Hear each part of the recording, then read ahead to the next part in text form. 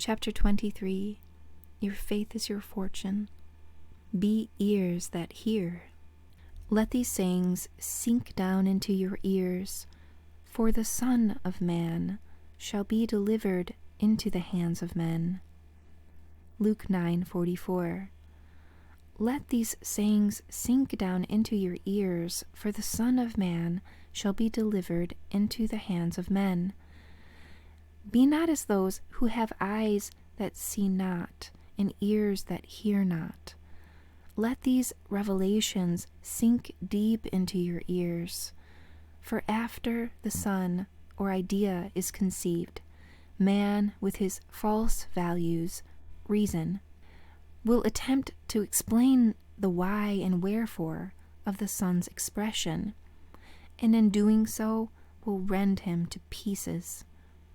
After men have agreed that a certain thing is humanly possible and therefore cannot be done, let someone accomplish the impossible thing.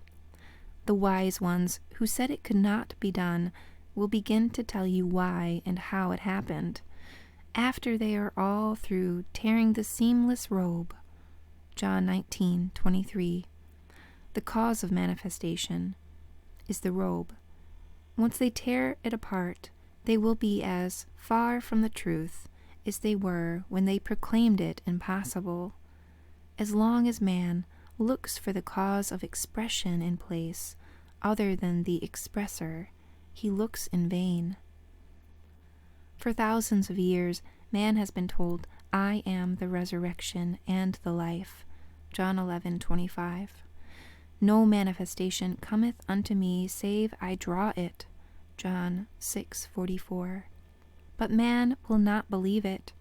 He prefers to believe in causes outside of himself. The moment that which was not seen becomes seen, man is ready to explain the cause and purpose of its appearance.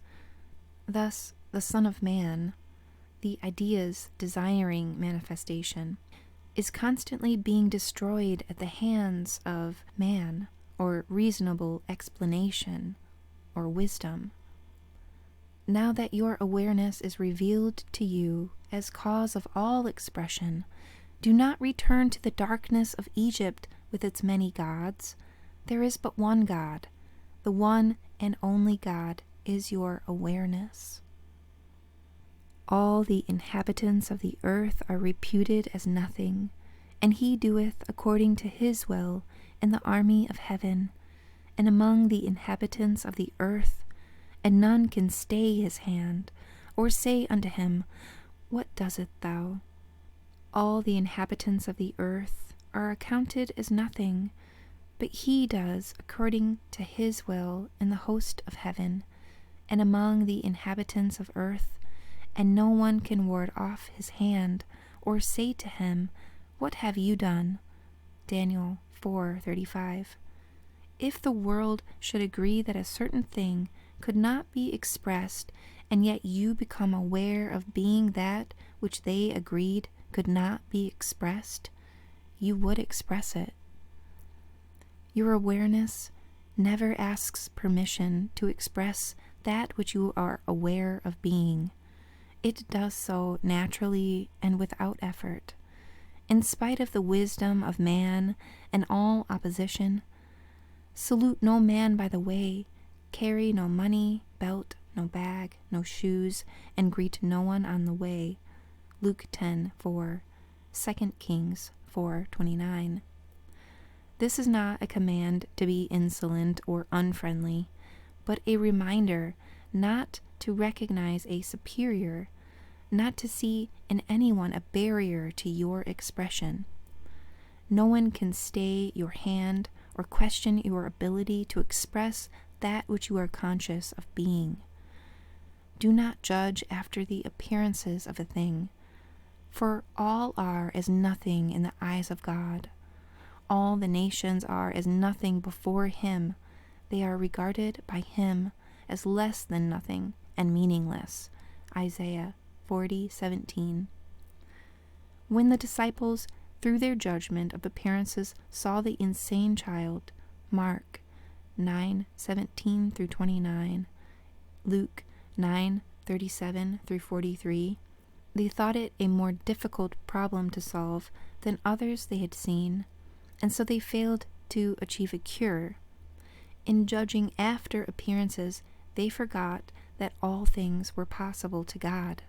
Matthew 19:26, Mark 10:27.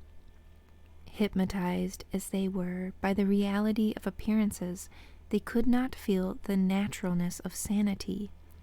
The only way for you to avoid such failures is to constantly bear in mind that your awareness is the Almighty, the all-wise presence. Without help, this unknown presence within you effortlessly outpictures that which you are aware of being. Be perfectly indifferent to the evidence of the senses, so that you may feel the naturalness of your desire, and your desire will be realized. Turn from appearances and feel the naturalness of that perfect perception within yourself, a quality never to be distrusted or doubted. Its understanding will never lead you astray. Your desire is the solution of your problem. As the desire is realized, the problem is dissolved. You cannot force anything outwardly by the mightiest effort of the will. There is only one way you can command the things you want, and that is by assuming the consciousness of the things desired. There is a vast difference between feeling a thing and merely knowing it intellectually. You must accept without reservation the fact that by possessing or feeling a thing in consciousness, you have commanded the reality that caused it to come into existence in concrete form. You must be absolutely convinced of an unbroken connection between the invisible reality and its visible manifestation. Your inner acceptance must become an intense, unalterable conviction which transcends both reason and intellect, renouncing entirely any belief in the reality of the externalization except as a reflection of an inner state of consciousness. When you really understand and believe these things, you will have built up so profound a certainty that nothing can shake you. Your desires are the invisible realities which respond only to the commands of God. God commands the invisible to appear by claiming himself to be the thing commanded. He made himself equal with God and found it not robbery to do the works of God. Philippians 2:6. Now let this saying sink deep into your ear.